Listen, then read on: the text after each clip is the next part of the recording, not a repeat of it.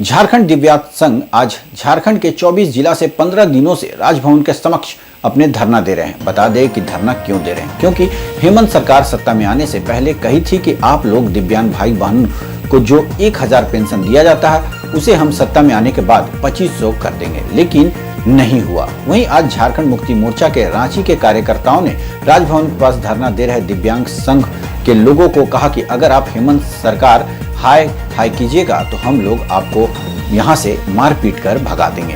खबर 365 न्यूज के लिए रांची से रत्नेश के साथ सूरज वर्मा की रिपोर्ट। नमस्कार, मैं रत्नेश कुमार सिन्हा और आप देख रहे हैं खबर 365 न्यूज। इस वक्त हम राजभवन के सामने खड़ा है और राजभवन में झारखंड दिव्यांग आंदोलन संघ जो है तकरीबन 15 दिन से यहाँ पे आंदोलन बैठा हुआ है। बता दें क्यों जब मुख्यमंत्री हेमंत सर सत्ता में आए थे तो वादा किए थे कि हम दिव्यांग का जो 1000 का पेंशन है उसको 2500 करेंगे।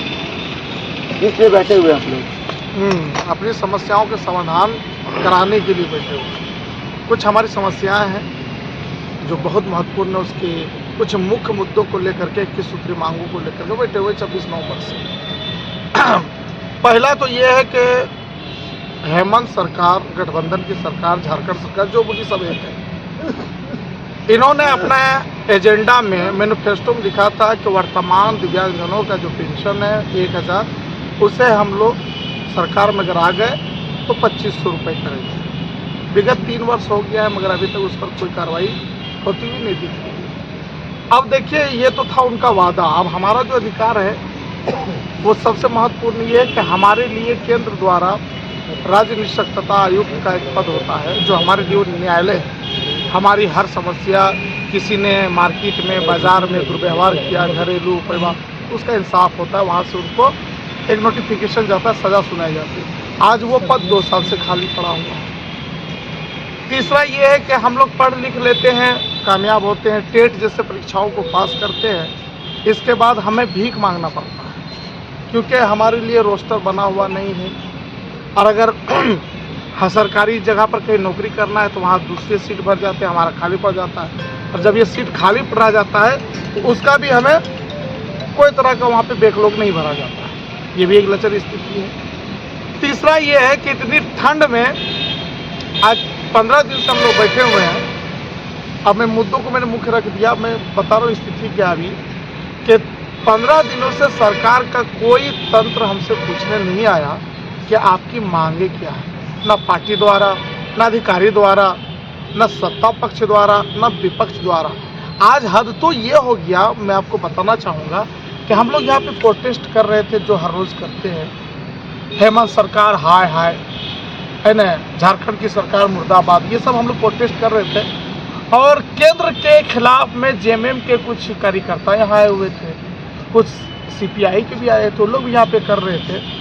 इसी बीच में हम लोग भी अपना नारा लगा रहे थे, अपनी बातों को रख रहे थे, मीडिया कर्मी आप लोगों के बीच में। उसी बीच में यहाँ की जिला कमेटी के कुछ लोग थे जेएमएम के, वो सुने, बोले ये अभद्र और संसदीय भाषा नहीं चलेगा, हेमंत सरकार के खिलाफ हम बर्दाश्त नहीं करेंगे।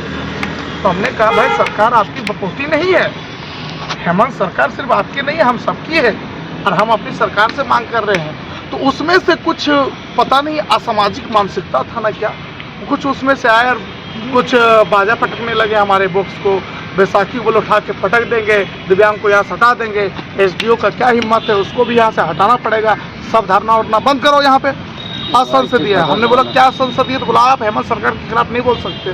तो मैंने उनसे कहा और फिर एक बार इससे कहना चाहता हूँ कि अगर आप केंद्र सरकार को बोलते हैं कि केंद्र सरकार हाय या केंद्र सरकार विफल निकम्मी है, तो हम राज्य सरकार को बोलते तो संसदीय भाषा का कहाँ पे हो रहा है, कहाँ संसदीय भाषा का दुरुपयोग हमने किया है, कहाँ व्यक्तिगत किसी पर वार किया है। और सरकार को हमने भी वोट दिया है और आज उसी सरकार के आप कार्यकर्ता हो करके अपने वोटर को आप धमकी दे रहे हैं।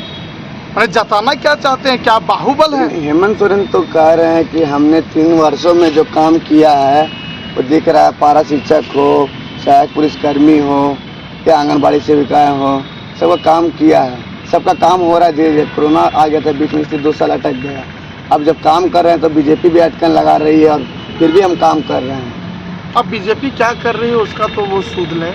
रही बात तो वो बोलते हैं हम कोरोना काल के बाद काम कर रहे हैं पारा शिक्षक में, आप कभी मुख्यमंत्री जी कहीं मिले, प्रेस कॉन्फ्रेंस कराएं तो उनसे एक सवाल मेरे तरफ से कीजिएगा कि पारा शिक्षक की नियुक्ति में आपने दिव्यांगों को कितना % आरक्षण से भर्ती करवाया। एक तो ये, अगर वो काम किए हैं तो ठीक है। दूसरा ये कि आपका जितना भी स्कीम चल रहा है, योजनाएं चल रही हैं, दिव्यांगजनों को आपने क्या क्या लाभ दिया, जरा उसकी उपलब्धियां गिना दें। क्योंकि 2-3 हज़ार दिव्यांग नहीं है प्रदेश में, 12 लाख दिव्यांग हैं। तो जरा उनसे यही पूछिएगा। और वर्ग और समाज के लिए शायद मुख्यमंत्री काम किए होंगे, लेकिन दिव्यांगजनों के लिए वो 0% काम किए हैं। अच्छा, बहुत सारे दिव्यांग के पास साइकिल की सुविधाएं नहीं है जिसे वो चलते हैं। देखे होंगे आपने महागामा में किस तरह से महागामा के जो विधायक दीपिका पांडे 4 लोगों को, कुछ लोगों को साइकिल वितरण की तुरंत 1 दिन के अंदर। तो ऐसा है ना, ये बड़ी बड़ी संस्थान अपने द्वारा कर देती है, जिनका कभी CSR फंड से भी ये तो विधायक ये अपने फंड से। हाँ, तो वही तो बोले, ये संस्थाएं विधायक को अपने फंड से करते हैं। सरकार की तरफ ऐसा कोई प्रोविजनल या प्रावधान नहीं है जहाँ से साल के साल ये सब सर्वे हो कि किसका भी साइकिल नहीं है, किसी का साइकिल नहीं है, किसकी छड़ी नहीं, ऐसा प्रावधान नहीं है। यही तो विफल है सरकार की। अपडेट खबरों को देखने के लिए देखते रहें खबर 365 न्यूज। साथ ही लाइक, शेयर और सब्सक्राइब करना ना भूलें।